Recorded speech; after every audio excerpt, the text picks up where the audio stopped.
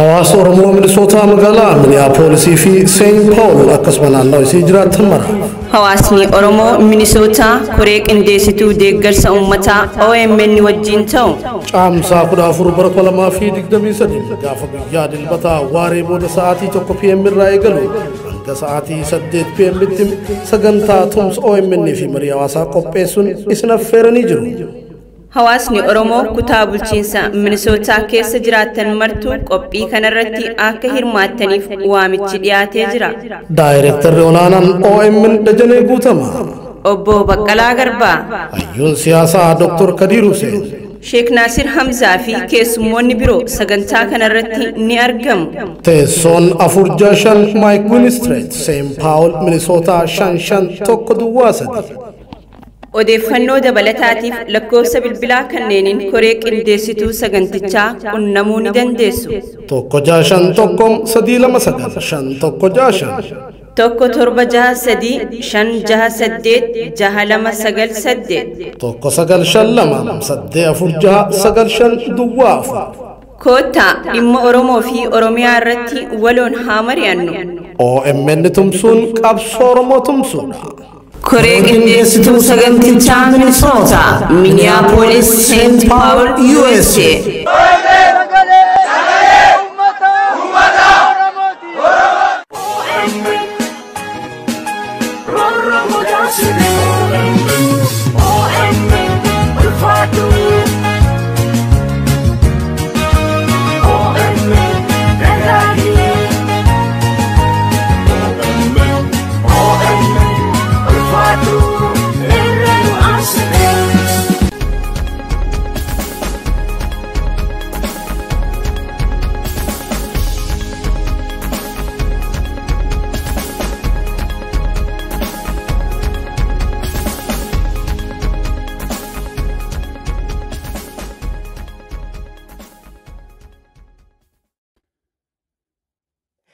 Hi everybody and welcome back to OMN Insight. My name is Sariti Kadia and I'm your host.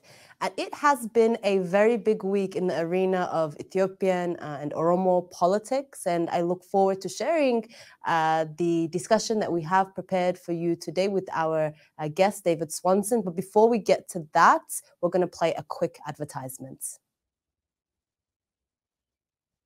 Bridge reality Gare Samuel Berhanuti Manni jireenya ala namaaf ni barbaachisa inni kun garuu jireenya tulbuu hore yaada nama boqochiisa gaaddisa aargal fitee jiraachuuf nama sassachiisa maarree isinis kana bitachuu yoo feetan akkasumas kan ofii qabdan gurgurtanii bu'a qabeessa ta'uun gara xiqqaatti yookaan gara guddaatti jijjiirrachuu yoo barbaaddan dafaa mariisisa Bridge reality Tora bilbila keenya torba ja'a sadii torba afur saddeet sadii ja'a lamarratti nuuf bilbila Bridge Reality Garee Samuel Berhanuti.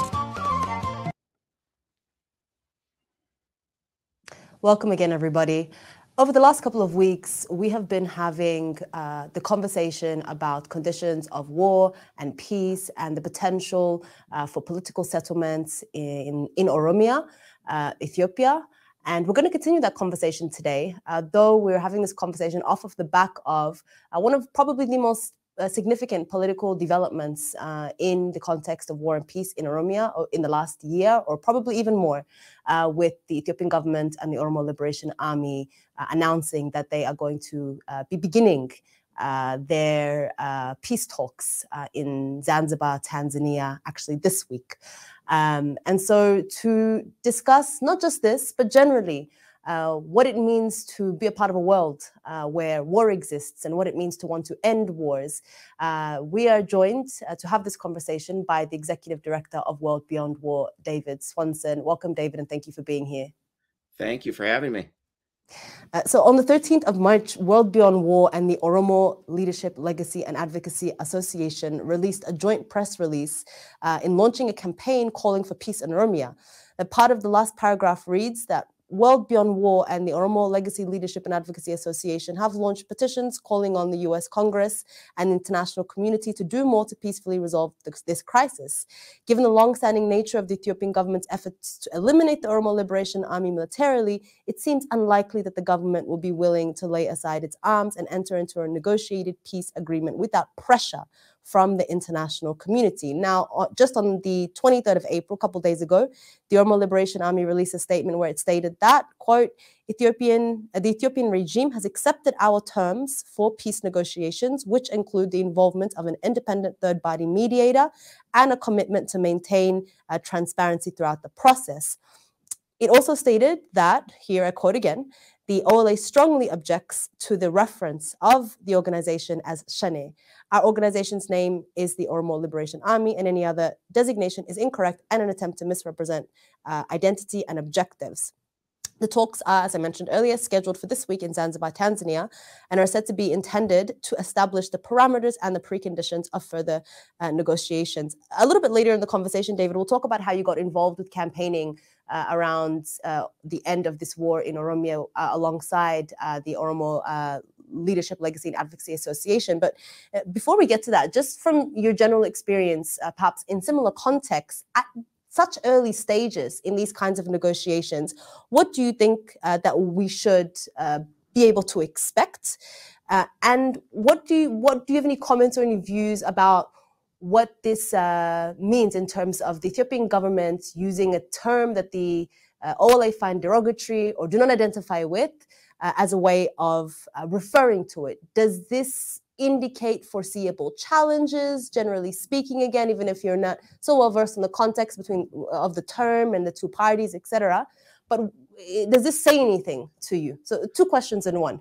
Well, first of all, thank you very much for covering peace negotiations, because they are rarely covered. If there was a wild outbreak of escalation in violence, we would be seeing lots of news stories in the U.S. media, where I am, about Ethiopia. We are seeing none about these peace negotiations or any other peace negotiations.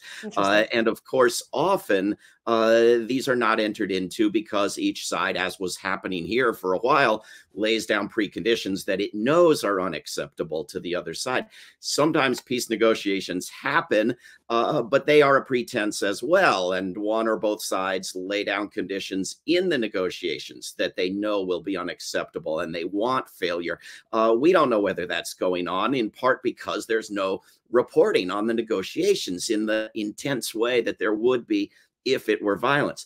One good indication is that in March, since we started this campaign, both the UK ambassador to Ethiopia and the US Secretary of State visiting Ethiopia urged this on the Ethiopian government. We hope that was sincere and helpful.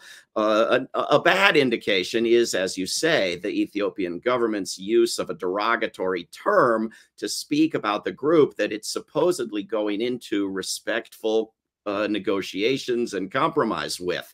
Not a good indication. But, you know, sometimes when people just sit down and talk, they come to an agreement more easily than anybody thought. I think we're seeing that in Yemen, among other places right now.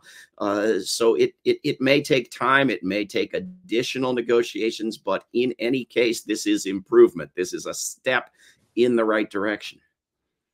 And what do you think we should hope will be achieved in, let's say, the first month? There is talk saying that these preliminary talks are setting up the parameters and the conditions for further negotiations where more people will be involved. So what kind of perhaps values do you think should be established in these early stages?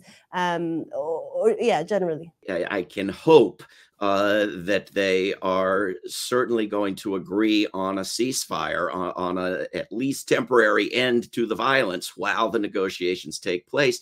And one would hope collaboration and new enterprise on the non-optional crises, the cholera, the measles, the drought, the floods, the poverty. I mean, these are things that humans don't have choices about, that are happening in this region of the world, that these groups, that the government and every group in Oromia need to be cooperating and collaborating on, rather than the incredible stupidity of violence.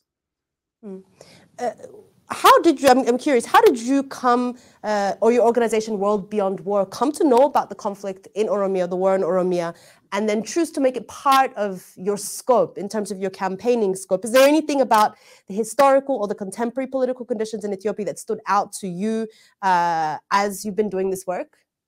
Well, again, not from major news media, from individuals reaching out to us and telling us about the work of the Oromo Legacy and Leadership Advocacy Association, which we found intriguing and very much in line with our vision at World Beyond War. So we created this collaboration that you can see at worldbeyondwar.org/Oromia, because we seek to oppose all war, both sides of any war, to negotiate peace and to demilitarize and scale back the preparations for more war.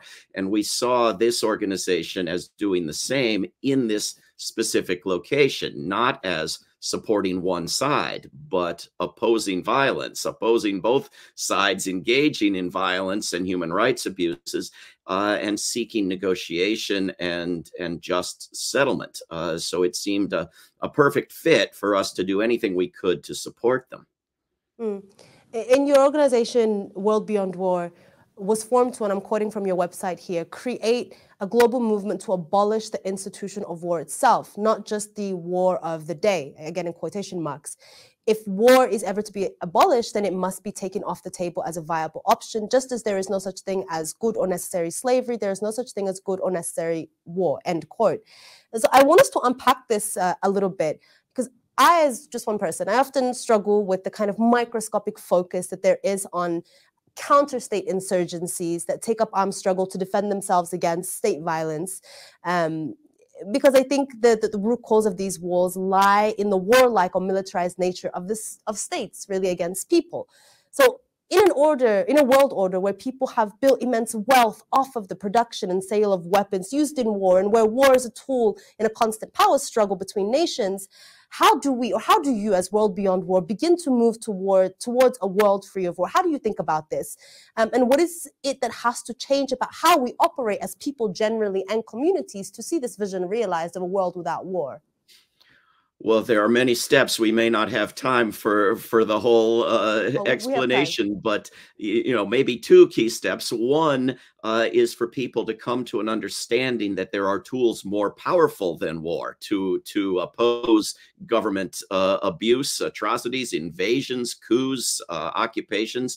In fact, studies of attempts around the world at these efforts over the past century and more have found that principally nonviolent campaigns against war have been more successful than violent, and those successes have been far longer lasting. So we've made a list at worldbeyondwar.org/list of cases where people were told you have no choice but war or nothing, lying down and accepting tyranny or war, and they chose to use nonviolent resistance, unarmed activism instead, and succeeded in ways that lasted and created just settlements and peace. The other key point, I think, is to understand that there is a massive investment in preparations for war, including indoctrination in the idea that war is necessary and just. And if you put some of those resources instead into training and organizing and planning nonviolent, unarmed resistance and self-governance, you would have greater success. You would avoid war. You would avoid the ever-escalating risk of nuclear apocalypse, and you would have 90% of the funds left over to invest in human and environmental needs. When 3% of just U.S. military spending could end starvation on Earth, when a little over 1% could end the lack of clean drinking water on Earth, you begin to understand the transformation of billions of people's lives that would be possible if you moved some resources out of war.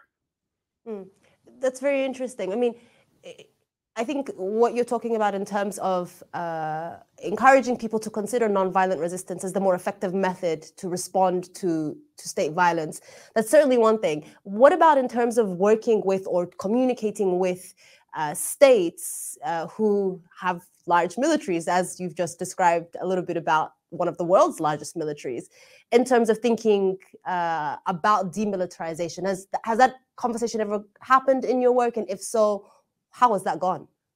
One of the world's largest militaries is very generous. The United States military is about the cost of all the rest of the world's militaries put together. There are only 29 militaries that spend over 1% of what the U.S. does, and 26 of those are U.S. weapons customers and have U.S. training and U.S. bases and so forth. This is a military empire. And of course, the number one task of anyone trying to eliminate war is to go after the big players in war. These are the permanent members of the UN Security Council. You have a global organization meant to eliminate war that's put the worst war makers and weapons dealers in charge with veto power. So you need democratization of international bodies, and you need pressure of all kinds, lobbying and organizing and nonviolent resistance. I mean, we are out stopping shipments of weapons by putting people in the way of trucks and trains, while lobbying indoors in meetings, pushing for Congress members in Washington, D.C. to vote against more military spending, working with people in zones where wars are happening to organize resistance. I can't sit here comfortably in my house in the country most responsible for war in the world and tell someone with bombs falling on their house what to do. I can just give advice if asked, and the advice has to be look at the facts, look at what works best in most cases, and that's nonviolent resistance. You know, when you describe the US's capacity militarily in such detail, it does feel a little bit ironic that the US is the voice in places like Oromia or Ethiopia calling for this demilitarization or this end to war. I mean, it seems it is just the way things are, given the way that geopolitics is set up and where the US sits in that food chain, for lack of a better term. But can you say anything about this irony? Does it resonate with you in any way? Any comments that come to mind? Well, we should not believe it's remotely sincere. There are many good people working in the U.S. government. They don't decide what it does. The U.S. government's chief interest in Ethiopia is having influence that China does not have, having influence that Russia does not have. And were it not for that concern and that obsession with economic competition, we might see the US government pushing much more seriously for peace and assisting much more seriously in making peace and in aiding in human and environmental catastrophes. It doesn't want to push a government too hard because that government may become allied with some other government like China or Russia. This is what we have to push back against. We in the United States have to tell the US government that we really do not care, just as the people in China do not care which country has the biggest economy.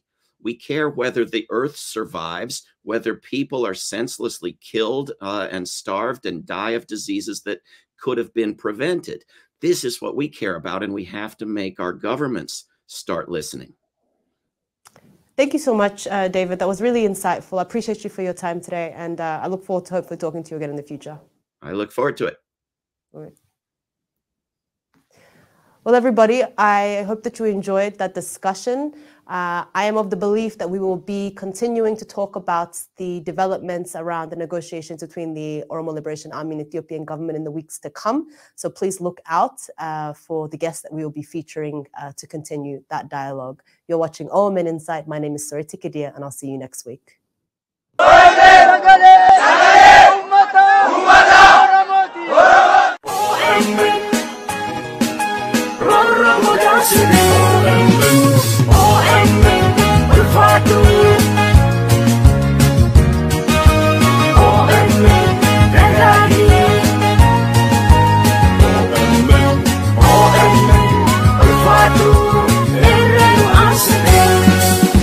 hawaasa Oromoo biyya Kanaadaa magaalaa Toronto finaannoo shajiraataniif OMN waxabajjii 17 bara 2023 Toronto waltajjii marii hawaasaa OMN Community Engagement qopheessuu wajjin beeksisu gammachuu guddaadhaan guyyaa kanatti Daayireektarri olaanaa OMN Dajanee Guutamaa fi Aadde Naadiyaa Abbaa Biyyaa keessummoota kabajaa ta'uun gidduu keessanitti argamu dhimma waloo uummata keenyaa fi gahee adda durummaa OMN akka miidiyaa Oromootti bahaa jiru akkaataa cimsuun danda'amu irrattis isin waliin mari'atu. Marree waxabajjii 17 bara 2023 sa'a tokko yookaan 1 PM irraa eegalee beellamni keessan waliin haa ta'u jecha guyyaa kanatti qaamaan dhiyaachuun miidiyaa keessan akka tumsitan boriifis humna OMN ta'uu keessan akka mul'iftan kabaja guddaan isin affeerree jirra. Bakki walgahii High Park Area 4 teessoon 1873 Bloor Street West on M6R 2Z3 Canada. Bakki yaa'ii filan paarkii guddaa giddugala bashannana daa'immanii of keessatti hammate waan ta'eef ijoollee keessan qabadhaa kottaa qaamaaf qalbii guutuun waliin dabarsaa jenna. Odeeffannoo dabalataaf gama lakkoofsa bilbilaa keenya 647-701-4214 yookaan 647-745-3272 koree qindeessituu sagantichaa quunnamuu dandeessu. OMN ijaa fi gurra uummataa.